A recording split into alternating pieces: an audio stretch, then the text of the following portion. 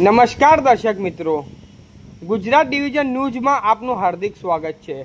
સમાચાર છે વડોદરા શહેરમાં આવેલા વોર્ડ નંબર 17માં આવતા દંતેશ્વર તળાવમાંથી દરરોજ ભયંકર રીતે વાસ આવવાથી માહિતી મળતા સ્થાનિક લોકો દ્વારા જાણવા મળ્યું છે કે અનેકવાર તંત્રને રજૂઆત કરવા છતાં સફાઈની કામગીરીમાં તંત્ર ધોર નિંદ્રામાં હોય તેવું લાગી રહ્યું છે।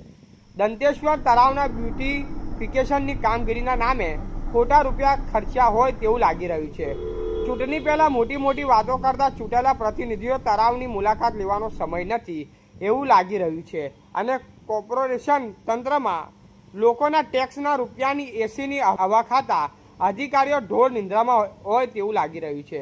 જ્યારે 2 દિવસ પહેલા આપના આદરણીય શ્રી હર્ષભાઈ સંઘવી સાહેબે એવું જણાવ્યું છે કે રાત હોય કે દિવસ હોય પ્રજાને વચ્ચે કામ રહીને કરવું પડશે, એ જ સાચો સેવક। પરંતુ અહીંયા તો કોઈ ચૂંટાયેલા પ્રતિનિધિઓ કે અધિકારીઓને પડી જ નથી અને કોઈ ભયંકર રોગચાળો ફાટી નીકળે તો કોઈ નવાઈ નહીં એવું કોઈ લાગી રહ્યું છે।